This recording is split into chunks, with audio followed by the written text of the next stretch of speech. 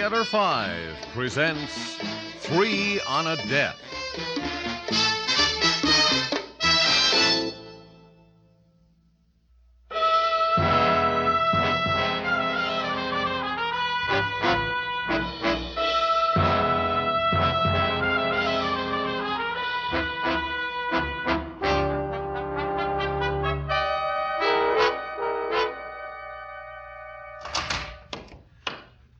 Larry, I don't know what that filth you spouted to me on the phone was supposed to do, but if you wanted me to get up here to your office fast, it worked. Hello, Les.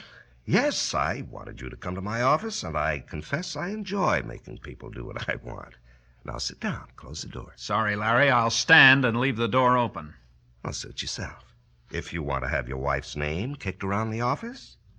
Hillary? Yes, Hillary. She's a beautiful woman, Les. I enjoy making her do what I want, too.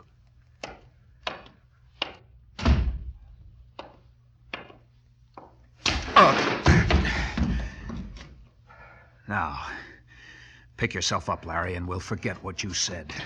Oh, you're a violent man, Les. Somehow that makes it even more enjoyable. I don't know what you think you're doing, but Let's call it the divorce game, Les. What? Your wife is going to divorce you and marry me. You're crazy. You've really gone out of your helmet. Remember our trip to Paris? Yes? And, the night you got so sick? I've already thanked you for taking care of me. I don't know what was in those drinks. Knockout drops. And while you were out, I had these pictures taken. The Parisians understand these things. Here, take a look. How do you think your wife will like those? Give them to me.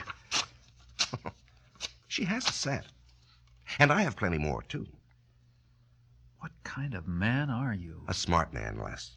A smart man in a stupid world. When I see something I want, I take it. I arrange to take it. Well, why do you think you were called to Paris to draw the plans for that building in the first place? I know now. A frame-up. Well, let me tell you something. I'm going to tell Hillary the truth. Hold it, Les. You know, you don't know your wife very well. She's really a savage.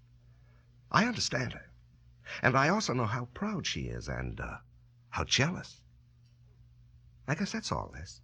Oh, I can give you some phone numbers now that you're about to be single again.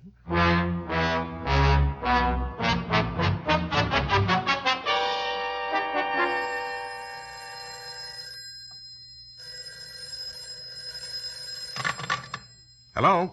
Larry, this is Dick Quaid. I've been trying to reach you all day. What do you mean by calling me at home? What? I know you want to talk business, Quaid, but I'm taking Hillary to the ballet. Well, I tried your office, but you weren't in. This is vital, Larry. To you. Call me tomorrow. Well,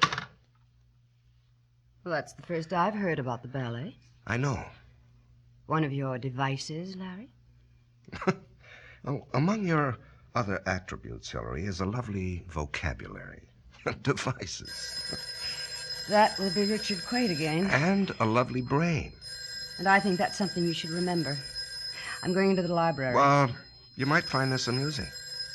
I'm beginning to wonder about your little games, Larry. Oh, you're wrong, my dear. They're not little games. Well, whatever they are, Larry, I warn you. Don't ever try one on me.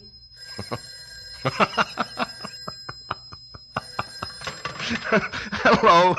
I'm sorry to call you at home, Larry, but it's about those parts. I'm in Washington, and the Navy says the parts are defective. Really?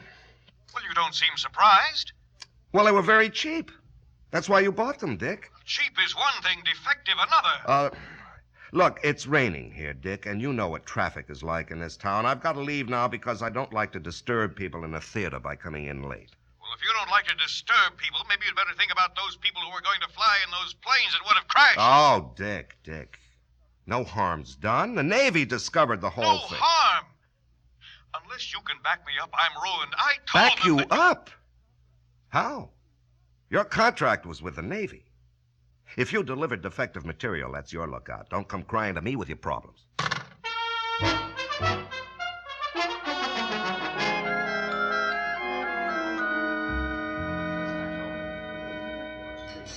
Sorry to bother you here at lunch, Mr. Warrick, but you've been ducking me. Sit down, Quaid. Have a drink. No, thanks. I found out how the Navy discovered those parts were defective. Are you still wasting time thinking about that? Wasting time? I'm bankrupt, ruined, and you did it. You sold me those parts at a ridiculous price, pretending to do me a favor. You knew they were rotten, and then you blew the whistle on me in Washington. You're a fool, Quate. I know it. What are you? A public-spirited citizen, a patriot. I did my duty. I didn't sell you those parts, and I can prove it. I told you where you could get them at a price that interested you. I have nothing to do with that company. All right. All right, will you tell me one thing? Mm-hmm. Why? Why did you do it? Remember those gin rummy games at the club? Yes? I don't like to lose, Dick. You don't mean to tell me that just because I beat you at a card game that... I'll tell you something that I'll later deny if you ever bring it up. I cheat at cards.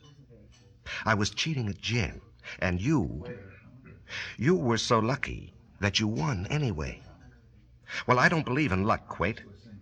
I just wanted to prove it. Now get out of here before I call a maitre d' and have you thrown out.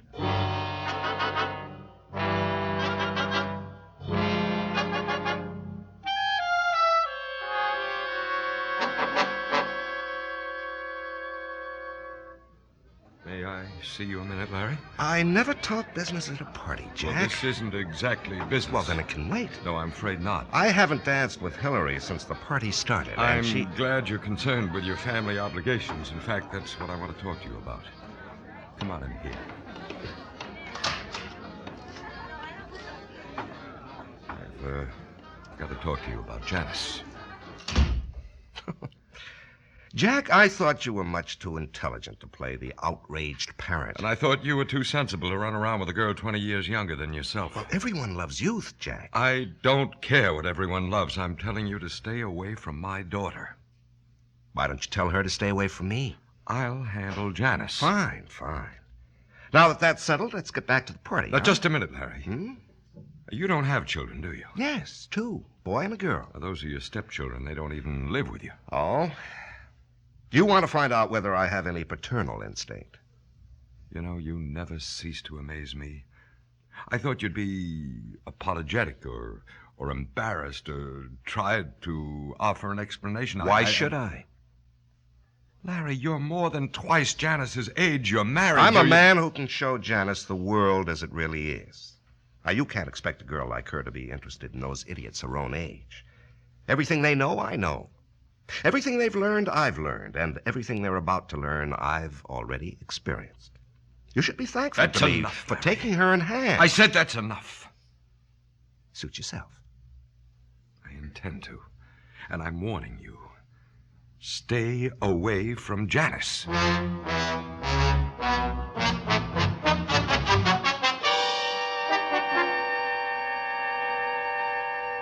Mind if I join you, Dick? Well, as long as you understand I can't buy you a drink, Les. I'm buying. 2 scotches, please. Thanks. Anything I can do for you? Oh, you've done all you could. No use throwing good money after bad. I'm finished. This is my last drink here at the club. I've been posted for a month, you know. I know. But at least let me take care of your club dues for a while. No, thanks. You've helped me out enough. It's about time I faced facts. I'm not going to come back. Larry Warrick is taking care of that. Nobody will do business with me. Someday someone's going to kill that guy. That's a great idea. Let me know when so I can be around to see it. Oh, here we are. And what do we drink to? Goodbye? No. Let's drink to something we want. How about to the death of Larry Warrick? Bottoms up. You know, it's funny about Larry. Oh, let's talk about something else. Yeah, I'd like to. But did you see who just came in? Who? Jack Jackson. You know about Larry and Jack's daughter. Doesn't everyone? You know Jackson? Oh, just to say hello to. You? Not that well. Let's ask him over. Are you drunk? Maybe. Just a little. I thought maybe he'd like to buy me a farewell drink, too. After all, we're not only fellow members of this club, we're a very special group. We've all been cheated by Larry Warrick. We're paid-up members of the I Hate Warwick's Guts Association. Maybe he'd like to forget about that. Well, a drink might help him. Mr. Jackson? Mr. Jackson! Good evening, Darnell. I don't believe I... I'd like you to meet Richard Quaid. As of tonight, ex-member of the Corinthian Club. Sit down, Mr. Jackson. Have a drink. Well, it's getting on toward dinner, and We're drinking to Larry Warrick. What? To his death. He said a little too much. Well, if you don't mind, the next round is on me. Charlie, 3 more drinks here, please. Gentlemen, you interest me.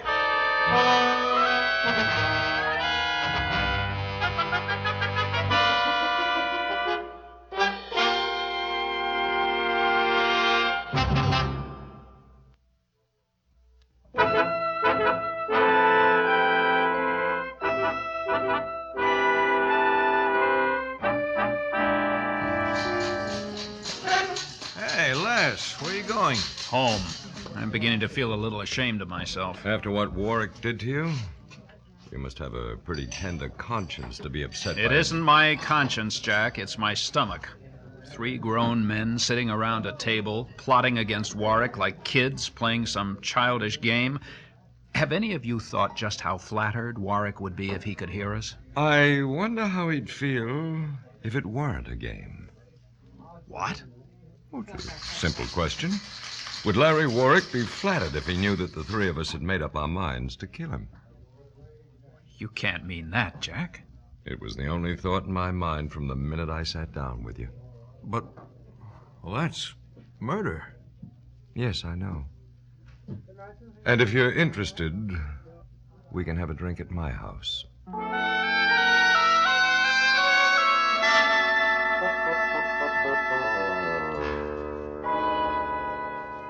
And make yourselves comfortable. Maybe we shouldn't have another drink. Dick, are you all right? If you mean, am I sober? Yes. Good. Now, you understood what I said back at the club, but I'm not sure you understand just what this means. We're not children. We understand. I still want to spell it out for you. Unfortunately, none of us is a professional killer. The chances are very good that whoever kills Warwick will also die. Well, that's why I should kill him. I have nothing to lose. Not so fast. Jack's right. Maybe we can figure out a way to kill him without being caught. No, that's not quite what I had in mind. I agreed with you, Les, when you said back at the club we were just talking. Well, the talking is finished now. And before we go into this, each of us has to swear that we go through with it. Now, I propose we vote on the question of killing Lawrence Warwick with a clear understanding of the consequences. I've thought about this for some time now, so I'll vote first. I say, kill him. Dick? Kill him. Les? Yes. Kill him. All right. Now, how do we go about it? I don't care if I am caught as long as it's simple and sure. If we try this and miss, I'll spend the rest of my life in hell listening to Warwick's laughter. We won't miss. I'm a good shot. But I'll need a gun. That's no problem. Here it is. Wait a minute, Jack. I get a feeling you've been planning this. Maybe setting up Dick to do the actual killing. To tell you the truth, I've been thinking about this for a long time. But believe me, I didn't select Dick or anyone else as the killer. Well, I'm the logical choice, Les. You have 2 kids. Jack has a wife and daughter. What have I got to lose? Wait a minute. Well, then, how do you see it? You want to draw lots? I just think we ought to draw up a plan. Decide how we're going to kill him. There are a lot of ways a man can die. And some of them can be made to look like accidents. Maybe, but the police aren't stupid. When Warwick dies, they'll look for a motive. No matter how we plan, we'll be under suspicion. Not if he dies of a heart attack. If Lawrence Warwick dies of natural causes, I'd feel cheated. Me too. That's the point. That's the whole point. I don't get it. Look, if the phone rang right now and we heard that Larry was dead, we'd be disappointed. Why? Speaking for myself, because I want him to know that I'm responsible for his death. I want more than that. I want to see him die. I want to laugh at him the way he laughed at me. Right. So no matter who kills him, the other two will feel cheated. And that's not what we want. Well, all right. How do we do it? Well, here's my solution, if no one objects. Okay, let's hear it. The three of us, all armed, go to his house, get him alone, and tell him what we have to tell him. And then we all shoot him. And then I insist that we call the police. I don't want to wait to be arrested. Wait a minute. I have an idea. What? We'll go to him, just as Jack said, but with an extra gun. We'll tell him we're going to kill him, and then we'll give him a choice A choice? as to how he wants to die. He can shoot himself, or we'll do it for him. He'll laugh at us. No, he won't. No, I'm sure he won't. Why not? For two reasons. Warrick thinks he's a judge of men, and he thinks he knows when you're bluffing. And we're not. Oh, I can imagine it now. You know, I hope he decides not to kill himself. Well? I like it. It's all right with me. You know, I'm going to enjoy this. I'm going to enjoy every minute of it. When we walk out of his library and leave the gun on his desk, I'm going to enjoy what he'll be thinking about. Gentlemen, what are we waiting for?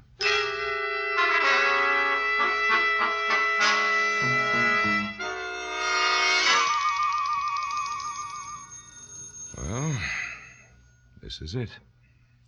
All set? I am.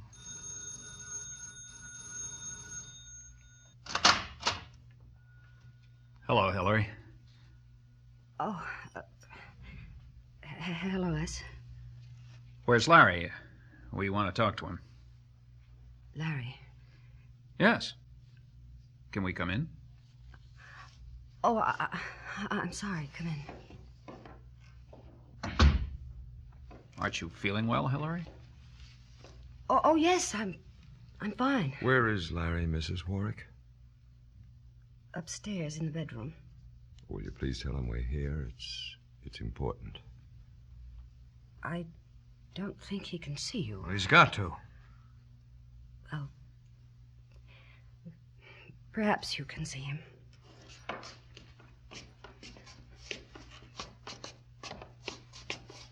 Les? How are the children, Les? They're fine, Hillary. That's good. I've been thinking about them. We are. Go on in. Oh, no. He's dead. Yes, I shot him. I warned him. I warned him not to play those games with me. Flaunting his mistress in front of me. I've got her. Here, put her down here. Hillary, In darling. this chair. There. She'll be all right. She just fainted. Better call a doctor. And the police. He cheated us. He cheated us again. Funny. What's funny about it? He cheated us, but the joke's on him. He thought he knew so much about people.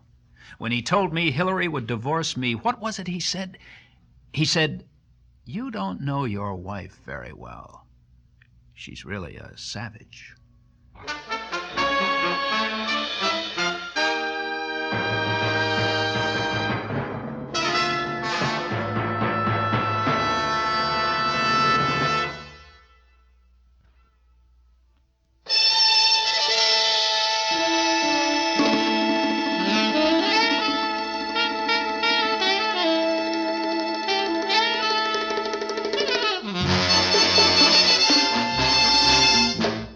Theater 5 has presented 3 on a Death, written by Murray Burnett, directed by Warren Somerville.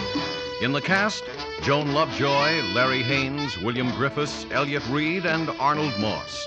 Script editor, Jack C. Wilson. Original music by Alexander Vlastotsenko. Orchestra under the direction of Glenn Osser. Executive producer for Theater 5, Mr. Lee Bowman.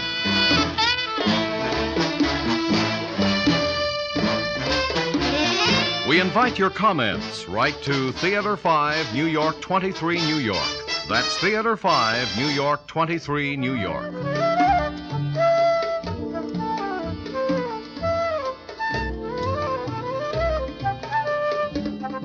This is Fred Foy speaking.